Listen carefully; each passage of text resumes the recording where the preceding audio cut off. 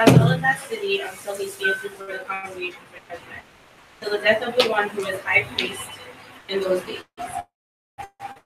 Then they went to his own city and to his own house, to the city from which he fled. So they set apart Kadesh in Galilee, and the hill country of Naphtali, and Shechem, and the hill country of Ephraim, and Kerithah, that is Hebron, and the hill country of Judah. Beyond the Jordan east of Jericho, they designated Bezer in the wilderness, on the plain from the tribe of Reuben and Reba. In Gilead from the tribe of Gad, and Golan in Bashan from the tribe of Manasseh. These were the appointed cities for all the sons of Israel, and for the stranger who sojourns among them, that whoever kills may see there, and not die by the hand of the avenger of blood, until he stands before the congregation. All right, before we get into the questions in the book, let's all go, but we need a reader for Deuteronomy. So let's go to Deuteronomy 19, just 3 verses. Someone read for us verses 1 through 3 in Deuteronomy. Deuteronomy 19, verses 1 through 3. What does that say? When the Lord your God has destroyed the nations whose land he is giving you, and when you have driven them out and settled in their own towns and houses, and set aside for yourself 3 cities in the land of the Lord your God is giving you to possess. Determine the distances involved and divide into 3 parts the land the Lord your God is giving you as inheritance, so that a person who kills someone may flee for refuge to one of these cities. All right, great. Now, in Deuteronomy,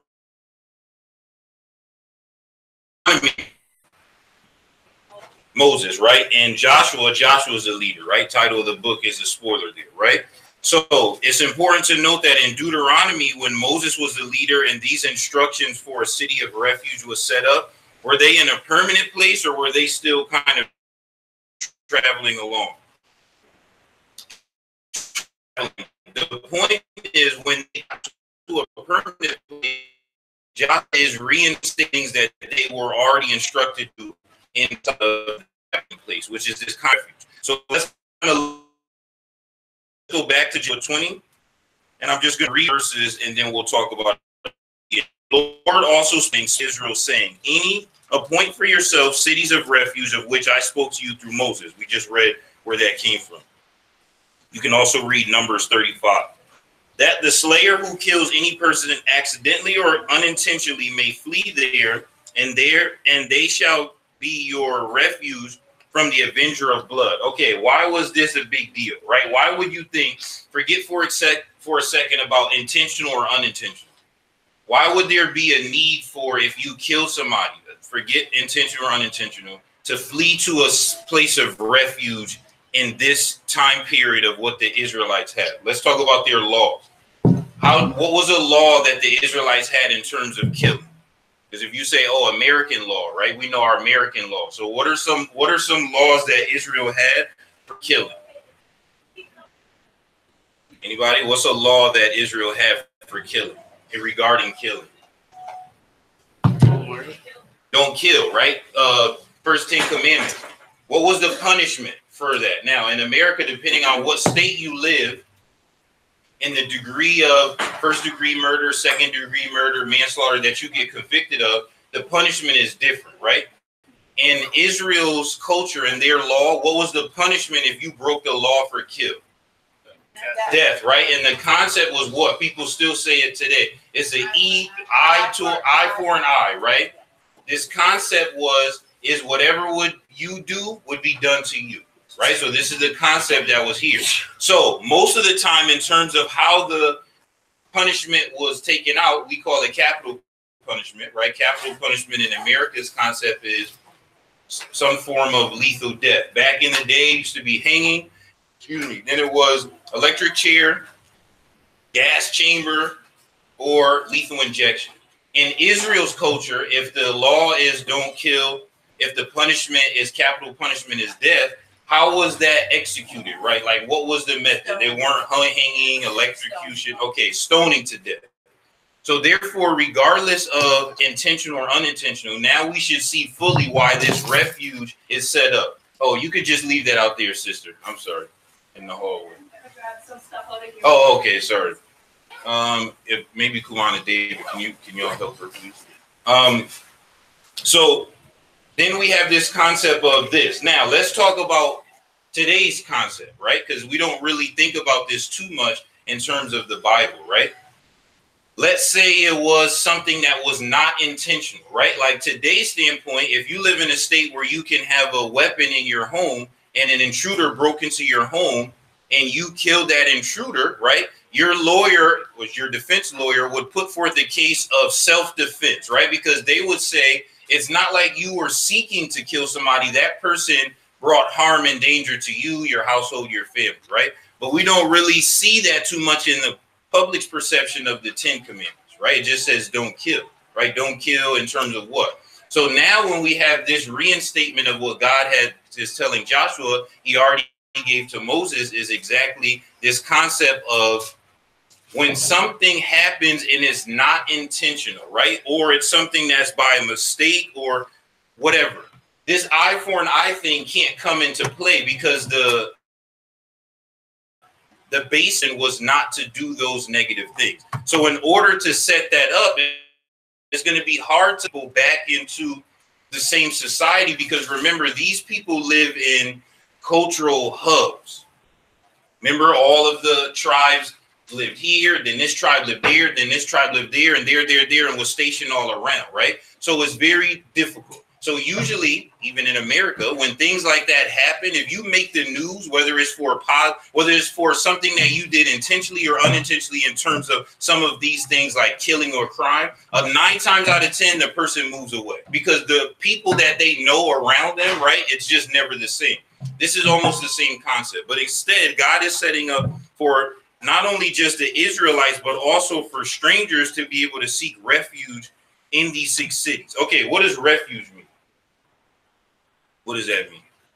It means a place of maybe security. Like the refugees? Oh, not the, like the Fugees, or what is refuge? I don't know. This is old word. I don't know. I don't use refuge. So what does this mean in 2018? A city of refuge. What is it? Sounds like a movement. Taking people who don't have a permanent place to dwell. People who are dispelled from wherever they are coming from, right? So this concept is this cities, which they come out to be 6, is what will be set up. God told Joshua to tell the people, obviously we are setting up the cities because God said to, but how would they set the cities up? In verse 1, really, right? Who did God pick the cities and all the information out, or did he just tell them to do it and they had to pick and execute it, according to verse 1?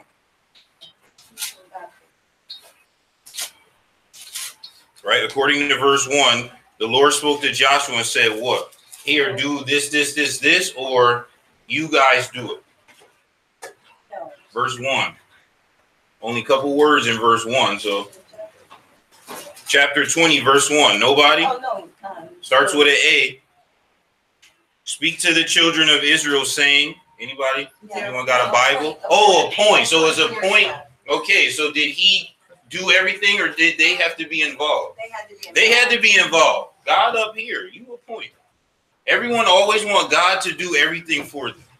Oh, God, can I have good grades? Yeah, go study. Oh, I don't want to study. Oh, what you want me to do? Hey, God, can I have some money? Go to work. Oh, my back hurt. Hey, God, can I be healthy? Stop eating bad food. Well, I like that. See what I'm saying? Everybody, hey, God, what about the refugees? Oh, you set them up. Help them. Then we got to take some of our land. Oh, right? Because this land got to come from somewhere, right? Do land just grow on trees? When you look out in wherever you live and you say, man, I want a swimming pool. Do just when you wake up and all of a sudden it's a bigger backyard and you say, oh, thanks, God, you're the man. And just throw a pool back there? No. In order for your backyard to get bigger, your neighbor's back lessen. That's how life works. So therefore, when you're looking at this from God's point of view, we have to be active participants, not only in blessings, but also in executing what God wants. That's why people make a big deal in spirit and in truth about collection. Because we want God to take care of the poor. And Jesus's point was, poor you always going to have. Well, sometimes when you want God to take care of the poor, God is going to say, I'm looking for you to take care of the poor with the blessings that I already gave you. That's when people are like, oh, I don't have $1 to give. But you see someone, God, oh, look at that's so sad, help them. So this is the concept that's not a main topic, but a subtopic, is that when you see people that are disenfranchised, that's a more popular word, you have the ability, whether it could be one of these things, physically, spiritually, physically, financially, emotionally, but at least spiritually, to provide some sort of aid or sustenance to those in this world who are disenfranchised. Meaning, you may not have all the money in the world, physically or financially, right? You may not be the strongest person or have all the means physically. Emotionally, you may not be the strongest. But if you are a baptized believer, spiritually, you can do all things through who? Christ. Oh, Christ who strengthens. So this is why I say I've maintained this over the last several years. For Christians, let's stop Twitter fingers and Facebook arguing. If you sit up all day arguing with people, I don't know what that is, because I like to do things that is beneficial to my life more than this. This is not beneficial because social media is a facade. What's a facade mean? Fake. Why you with? They may not even be real on the other end. Could just be a bot, a troll, anything. You sitting up arguing with them. Get out into touching people and help them and show them that there's a better way to live. Arguing will never solve that.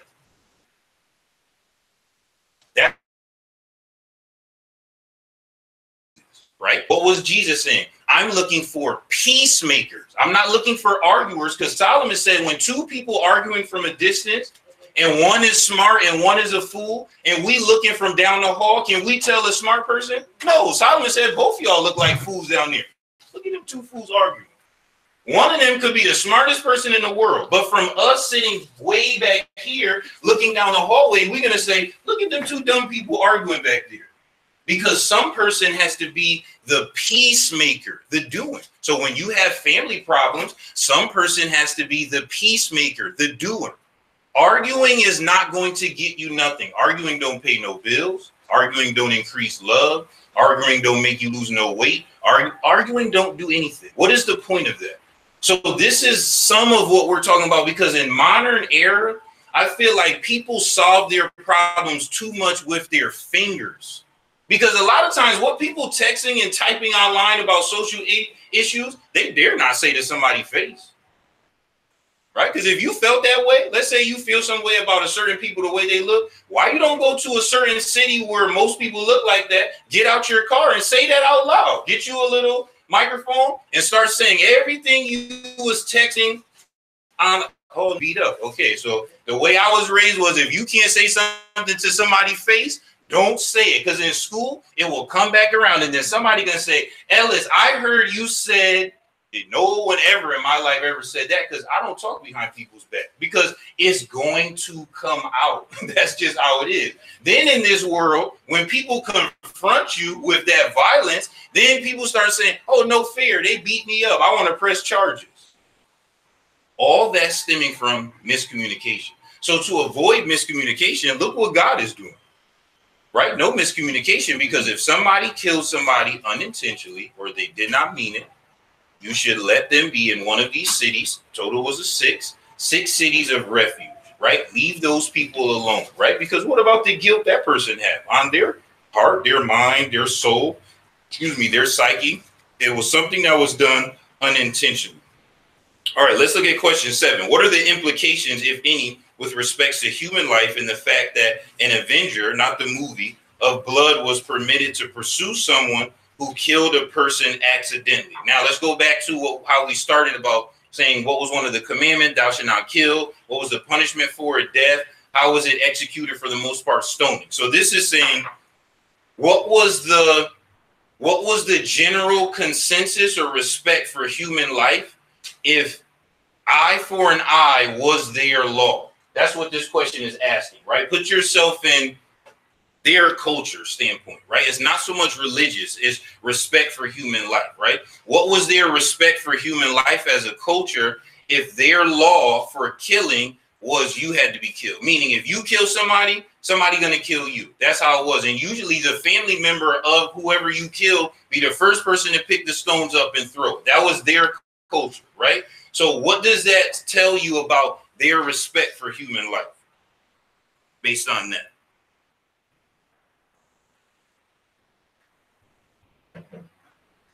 Anybody? Their form of justice for human life. Okay, that's their form of justice, right? So if their form of justice is to take a life, if you took a life, do they view human life as highly important, somewhat important, or not that important?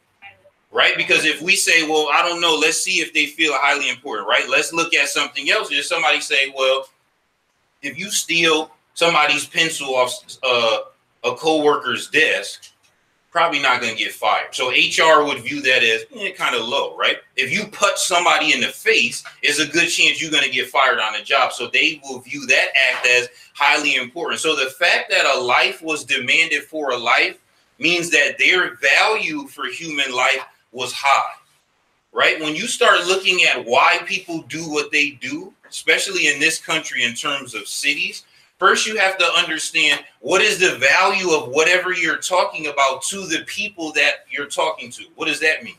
Some of the things that we as a society feel is right or wrong, people in different neighborhoods and cities don't view those things as the same right and wrong, right? That's why they do it. People do what they do because they don't agree when you're saying it's wrong to do. Like some parts in America, the value of human life is low, meaning people kill people all the time. Every day you wake up, somebody dead, and life still goes on. In other areas, the value of human life is higher. Usually in America, what puts value on human life is socioeconomics. Because if you live in a neighborhood where the median income is $250 or higher, the police value human life high.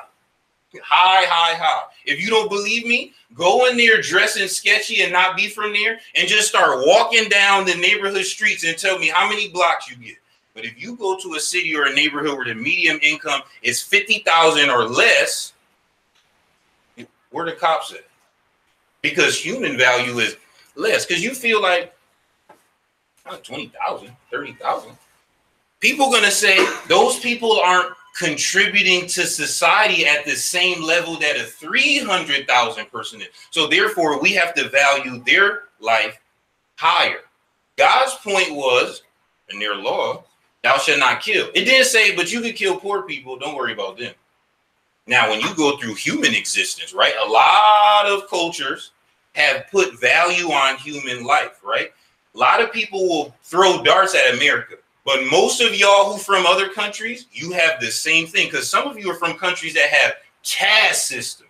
Caste system means if you born to a last name, it don't matter if you were a genius. People say, you know, you got some smart ways about you, but isn't your dad a garbage man? So you just be a garbage man. See, once you put a value, every culture gonna have ranking. Some is by skin tone, some is by gender, some is by last name, some is by socioeconomics. Once they put you in that box for ranking, rules going to apply to those that society deem as more important, as only to those, and is not going to apply to others. That's how it is. God's point was human life is precious. Therefore, when somebody take a life and it was a mistake, you have to treat those individuals differently than you would do in terms of somebody who took a life on purpose, right? So he's establishing for them, I think Crystal said it earlier, justice, right? He's establishing for them justice, meaning when you talk about justice, even though a life was taken, somebody who therefore would be the judge would say, yes, both cases, a life was taken. But we're not going to take a life in both cases. Why? That's not fair. Yeah, it is, because this person took a life intentionally. So this justice is a life for a life. This person took a life unintentionally. Therefore, this person will get refuge. Right? So this is the difference in terms of how God rules and how mankind rules. And this is what he's trying to establish to say, yes, these laws are coming from me as God.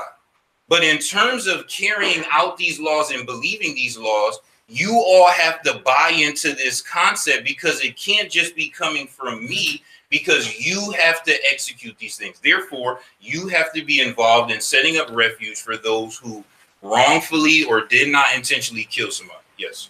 So that's the same as our judicial system today. If you kill someone intentionally, it's first degree murder, second degree murder, versus unintentionally, sometimes it's downgraded to manslaughter. Therefore, the sentence or penalty for that is very different.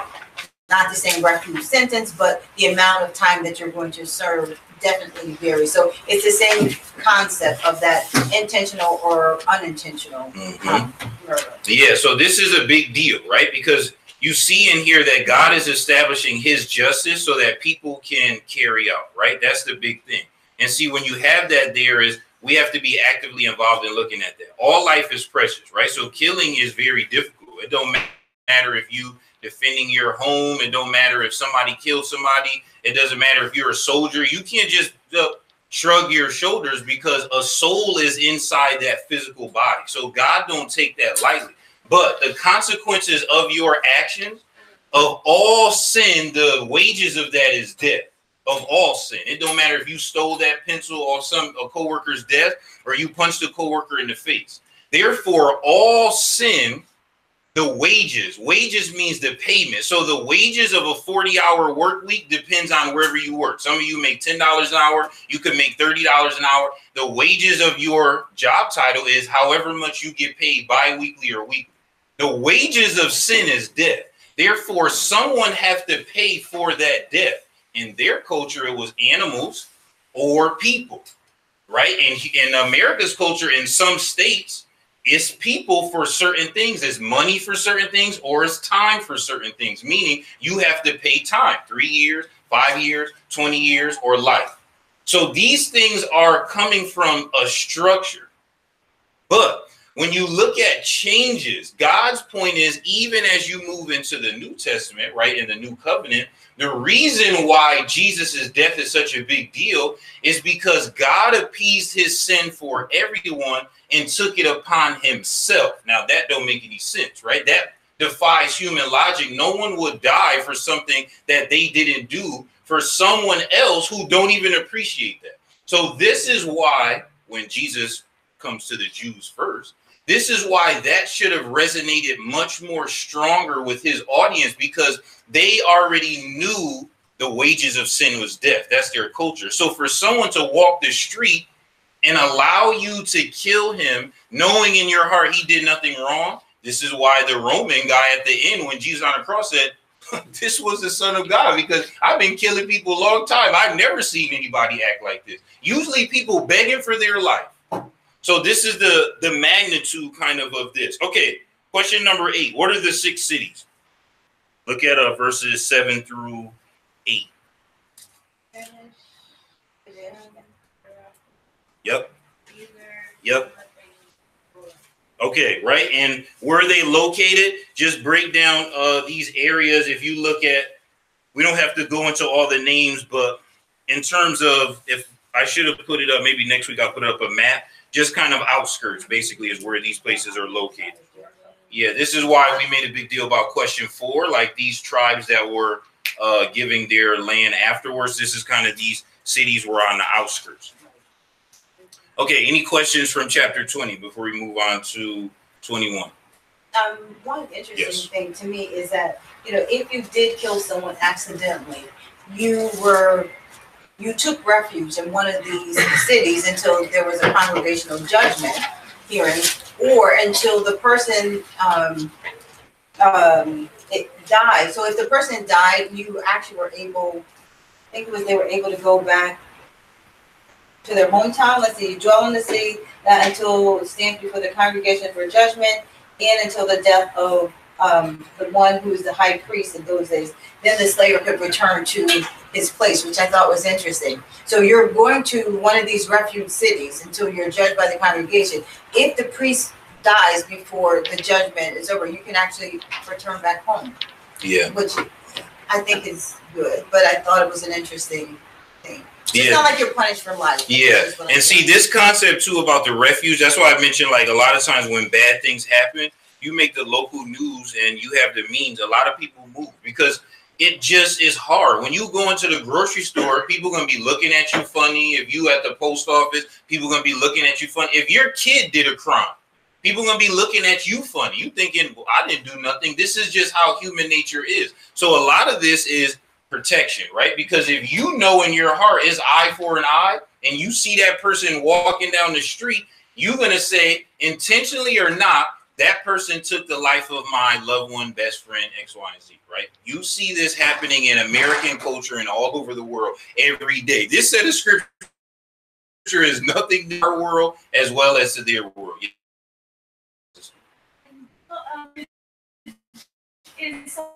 We have churches are known as places of refuge and safety. That's why a few weeks ago we had some illegal immigrants in churches, and they were not able to be touched by the cops. We have a lot of talk about sanctuary cities. You know, in the past few months, and so we are practicing these same biblical concepts, even though we're not a biblical society. Yeah, see, that's a good point, right? So when you look at certain societies in the world, this concept of refuge is still in place, right? Certain areas of this country are more than other cities, states, because people need some form of refuge. When you talk about church, let's start with that one first before we go to political things. When you start talking about church, church should be a safe haven or a place of refuge. That means people may say things or show things in church that they may not say out into the world. That should be the point. It's like when you go to therapy. If you've ever been in a group therapy, the point is a non-disclosure. We're not going to leave the therapy and start telling people, hey, Ellis said this in therapy or this, that, and the third. It's supposed to be a place of refuge, a place where, go back to church, sinners can go to seek refuge, right? A hospital is a place where sick people can go to seek refuge, right? That's the concept that we have in place. And that language goes into New Testament writing as well. When you start talking about political things, different cities, you have sanctuary cities, schools, different states, different areas on the places around the world where people can go and refuge.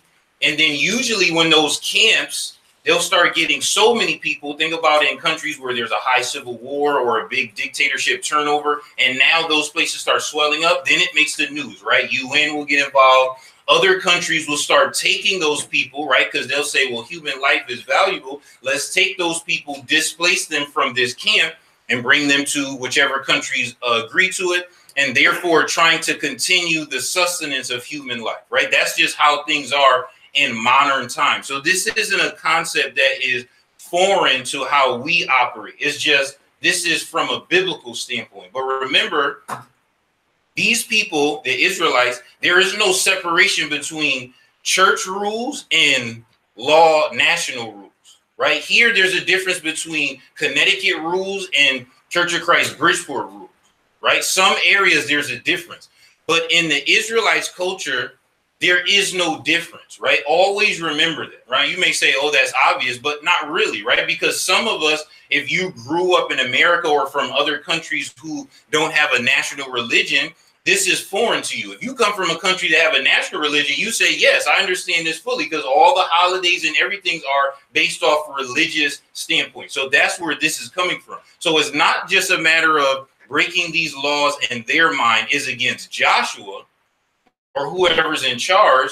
It's about breaking these laws is against God.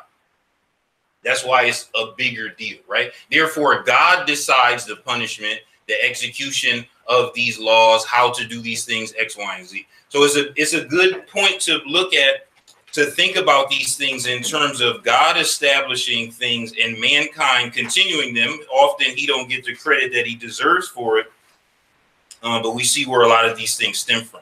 Okay, good points. Anyone else for question? Chapter 20. Anybody else? Any comments? My Questions? last comment was going to be these cities of refuge.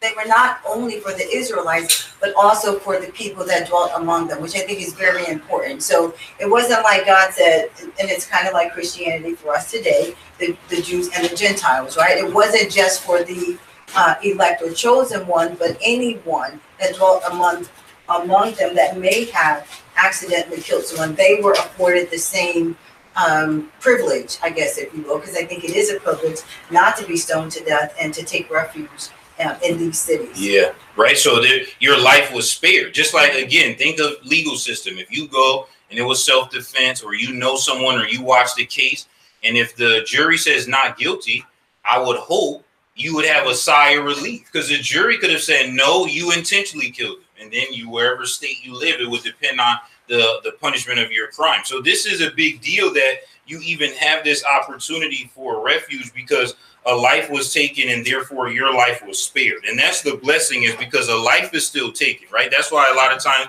when you talk to soldiers and they detox, or police officers and they detox, it's not like it's just, oh, it doesn't matter, right? A life was still taken. If you talk to people who were in a fight, somebody accidentally fell, hurt themselves, died, a life was still taken. You may say, well, the person attacked you, so you had self-defense. But again, a life was still taken. But it's all based on how you value human life. That's the sad thing, because a lot of cultures in a lot of areas throughout the world don't value human life the same way. So that's really the heart of how people interacted.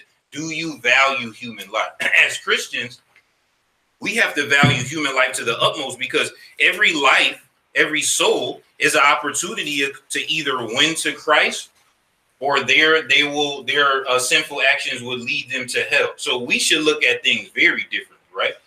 Some of those things you may interact with physical, right? You may be a soldier, you may have self-defense, but it should impact you different, right? Meaning if someone says, oh, it doesn't matter, you just kill somebody, it does matter, right? It matters to me because that person could have turned out to be a child of God, X, Y, and Z. So we have to separate those things to always look at it from God's point of view. Well, how do you know? Well, God desires all men to be saved. The misconception to the world is that God is sending people somewhere and kind of laughing when you're going down to the fiery pathway to hell. It don't work that way, because Jesus wasn't laughing when he was suffocating to death, right? Because Jesus could have said, I didn't do this.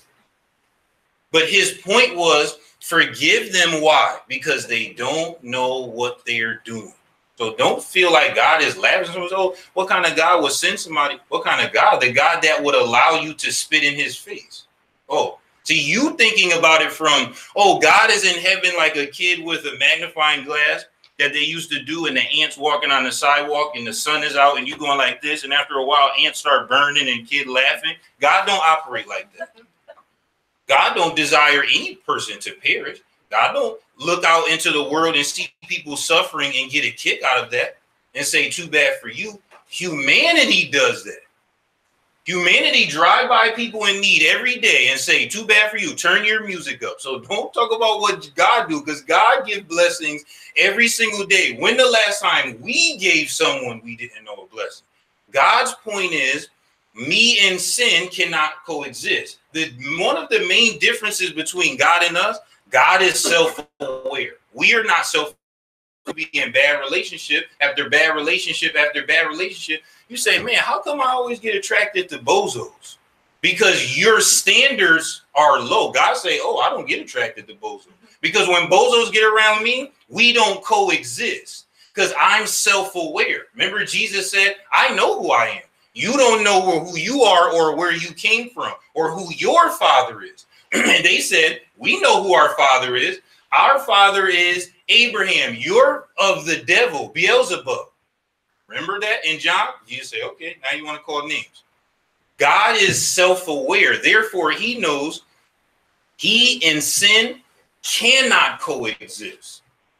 Doesn't mean that he loves people any less, but it's not possible. Remember when Moses, who was a really nice guy, said, hey, let me just see you. And what did he say?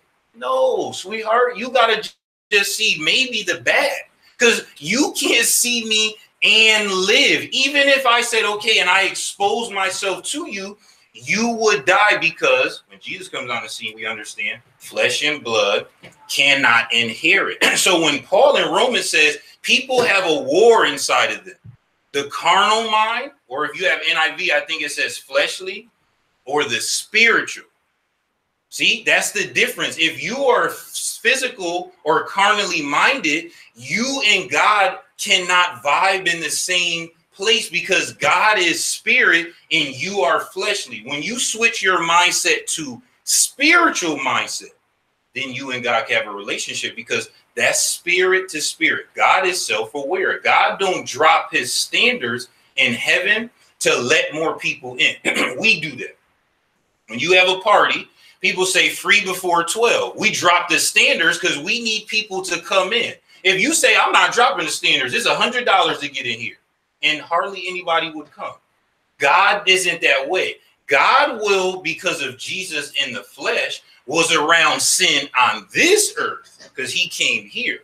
But we talking about going to where God lives. Therefore, it's not about sending someone somewhere. It's about meeting a criteria to get there. That's how that works. So a lot of times when people start talking that way, it's easy for them not to commit to Christianity if they feel like God is sending you to heaven or sending you to hell. If your perspective is different, then hopefully you can see it different. Yes, Sister Nadine, did you have something or no? So this is the concept that we need to look at.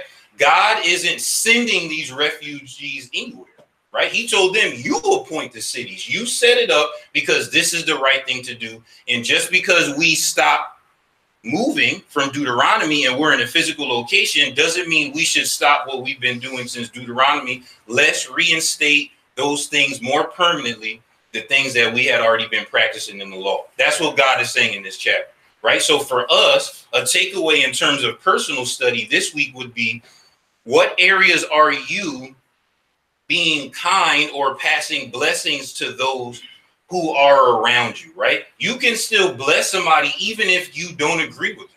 You can still bless somebody even if they sin against you, right? Because Jesus is looking for peacemakers. That's what I'm saying is a modern application is the arguing. It makes no sense for Christians to be arguing about political things. Why?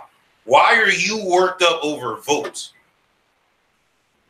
Whatever America's GDP is, do that impact your bills this week? Meaning, if you see tomorrow, CNN says all of America's debt is gone. If you have Chase, Citibank, People's, Cardinal, Mortgage, Verizon, Sprint, T-Mobile, are your bills gone? No. Oh, so you worrying about America's bill. I don't have time to worry about America's bill. I got to worry about Ellis's bills. I can't be online doing this about America's bills. Oh, America's spending too much. Maybe Ellis spending too much. We so concerned with what the TV is telling us. Be concerned with your own house. You got people neglecting their own kids, worrying about what Trump doing. What? Trump somewhere, he on 1600 Pennsylvania Avenue or Mar-a-Lago or Jersey somewhere. Do you have multiple addresses where when it get hot, you could escape and run? No, you got the same key. Worry about where your key goes. Be a better person. You got Christians online, Facebook. You got Christians stop being friends with each other because what they posted on Facebook. I don't understand it. Because you got to come into the real world. Facebook, not the real world. Sorry, if you feel you spend all your time on Facebook, Instagram, Snapchat, that's not real life. Real life is people-to-people interaction, responsibilities. Therefore, you should be a good person from the ground up. Yes, should you be concerned with what your country and government is doing? Yes, you should be. Just like I'm concerned with what anybody is doing. But I'm not going to not put my mask on and concerned with who on my row while the plane is falling. Hey, y'all not going to put your mask on? You should put your mask on. I'm going to put my mask on. Worry about you first. You can have more impact on your street than you're going to have arguing with a Christian from another congregation in California about gun rights. Worry about the rights of the people in your neighborhood. This is what I'm saying. So we've turned into a society, Christians, I'm talking about Church of Christ, turn into a society where we go online and from our profile, people can't tell you no different than everybody else online. I don't see no different from your timeline and your comments from anybody else, but it shouldn't be that way. We should be different. Doesn't mean you agree, right? Like, let's say somebody killed somebody here. You say this was unintentional, but it still was a bad situation. Doesn't mean that I agree that, yes, a life should have been taken. It means that I won't pass judgment on that person. That's the difference, right? You can see people doing things like, I don't agree with what that person did, but I'm not going to pass judgment on them. See, the world be passing judgment on people. Why are Christians passing judgment? Right? I tell people all the time, you don't want to come to church anymore? That's on you. It ain't on me. What that got to do with me? If somebody say, I don't want to come to church, I'm going to church.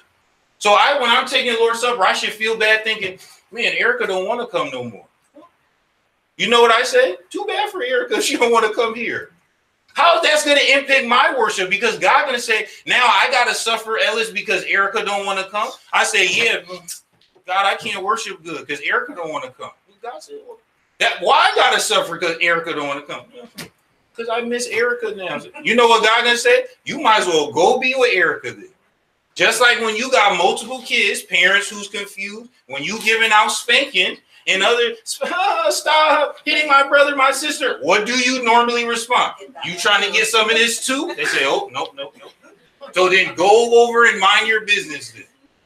That's how life is. You got to sometimes worry about yourself because the Bible says, work out your own salvation in fear and trembling. So you got to be strong enough where even if your last name said, I'm not doing this anymore, will you still do it? Even if your whole timeline said, I'm not doing this anymore, will you still do it?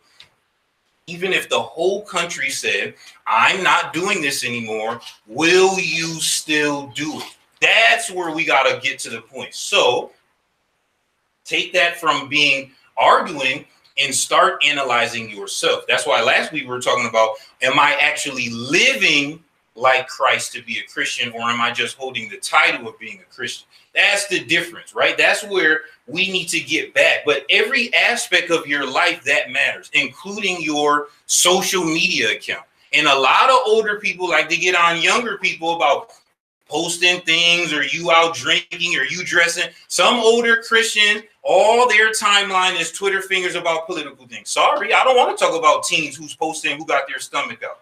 Stomach out, I don't want to talk about that. I want to talk about you online arguing with people instead of being a peacemaker. Oh, but I don't want to talk about that. I want to talk about the teens. Teens and single people are easy target in church. Let's start talking about bad adult decisions. Oh, adults don't like talking about that. What are you doing to benefit Christ on your timeline? You worried about somebody else's timeline. You getting up, oh, Trump this, oh, Obama this, Obama that, oh, these people this, these people. What? Come on, I don't have time for that, seriously. That stuff at first was entertainment to me. Then after a while, I turned Netflix on because I don't want to see that. How do that impact me? That's what I'm saying. If you feel that passionate about any political issue, why don't you go out into the community? What is online going to do? Go out into the community. If you feel that passionate about abortion, don't go online bashing people about abortion. It's an abortion clinic right across on the same side of the street as Subway, Jewett and Main Street. Go there tomorrow. Oh, I got to work. Okay, then. So then you don't care that much about abortion then, right? Because it's abortion clinic right there. And when you go to that clinic, don't protest. The men and women going in and out, why don't you try to evangelize to them? But what is protesting? Go talk to them. Maybe you talk to 100 people and one person say, you know what? You're right. I'm not going to go through with it. Isn't that more valuable than bashing online? Yes, it is. No one cares about bashing now because online is just noise. Because from a distance, two people arguing look like fools. And you start looking at the comment thread going like this. Bop, bop, bop, bop, bop, bop, bop. And you know what people doing? Laughing. Because that's what I do. Because when I be online, I be here for the comments. I be laughing. Look what they say. Look, that's funny to me. I don't see no value in what you're doing. You're not persuading me on my opinion because it's aggression against aggression. Where in our Bible does this say to be like that? We got to be the salt and the light of this world. Some of those things being in non-conventional ways. Online is a good place to start. Show people the love of Christ in every aspect of your life. Don't compartmentalize Christ. Think about it from the perception of how you appear in the sight of those who are looking at you. If you think more so in that, a lot of what we would do would change, but too often we lose sight of that. So this week is more, this lesson, which every time we don't get into this too much, has more of like a social and a political connotation. So this week coming up, there are some verses here to read through to get to Saturday. You'll be at 1 Peter if you're reading these things throughout the week. Think about those things in terms of your political stances, your social views, your interactions with people you know, at work, at school, online. Are you showing Christ? Are you maintaining your opinion? Didn't say to get rid of your opinion. Maintaining your vigor or your passion? Didn't say to get rid of your beliefs. Are you maintaining those things in a way that Christ would? That's the question. Or are you acting and operating like everyone else around you? Meaning, are you able to convey your point in a Christ-like manner? Or are you fired up like everyone around you and no one could see Christ in you? That's what we should think about this week.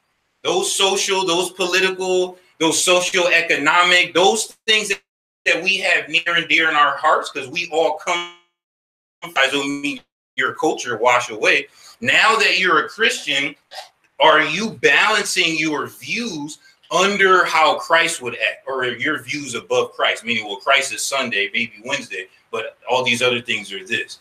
God is telling them to live opposite, right? Set up the refugee cities, because not everyone who took someone's life did it on purpose, because that's the right thing to do. That's justice. So that's what he's establishing. Are we thinking the same way? And I challenge you to think about those things online, because a lot of people now, when you have the veil of being behind a computer or a phone, say a lot of things that they would not normally say to somebody's face or in person, right? And those things are inflammatory. That's why you got people going to jail over Facebook and Instagram, because the judge's going to say you cited violence. You're going to say, what? I just posted something funny. Maybe someone don't view it that way. We're moving into a different time frame, a different period really in human history, where people not living in cities, they're living in a digital city, a digital age. Those digital things you post going to have physical ramifications and consequences. If you don't believe me, go down to any city that you live in, police department, and ask them, and the cops will say, yes, if you threaten somebody's life on your Instagram or Facebook, we coming for you. You're going to say, why? It's just a joke, because we can't afford to take that as a joke. So if the police are looking at those things, how are we looking at those things in society in terms of arguing and bullying and all these sort of things that are hotbed topics, I would say, over the last 10 or 15 years? What are Christians doing there? Are we using online to shed God's grace? Are we using online to be like everyone else and incite discord and violence and anger and blah, blah, blah? So just take these things from this chapter and try to apply it to your life this week. Hopefully you'll have a nice personal study, or maybe a family study about these sort of social issues. All right, we're over time. Let's end with a prayer, and then we'll transition into worship. Heavenly Father, we thank you for this beautiful and blessed day. Thank you for giving us opportunity to petition up to you the things on our hearts and our minds. We ask that first and foremost, your will be done in all things. We thank you, dear God, for establishing your word and giving us life lessons that are applicable in every age, culture, and demographic. We ask this week, dear God, that you open up opportunities for us in which we can analyze our life in terms of how we're interacting with the society in which we live in and how we are treating those who are disenfranchised. We ask, dear Heavenly Father, that you open up in our minds and our hearts the self-control to control our actions, our words, thoughts, and deeds when interacting with others, sharing our belief, that we are passionate for you, but we present your gospel and your truth in a manner in which is seasoned in love, in a manner in which that you will be pleased. We ask that you be with those traveling at this time without the loss or harm of any. As we transition into worship service, we ask, dear God, that you bless us with the opportunity to present to you a worship service, a sweet smelling aroma to thy throne. And it's in Jesus' name we pray. Amen. Amen. All right. Thank you for all of our Bible readers and those who had comments.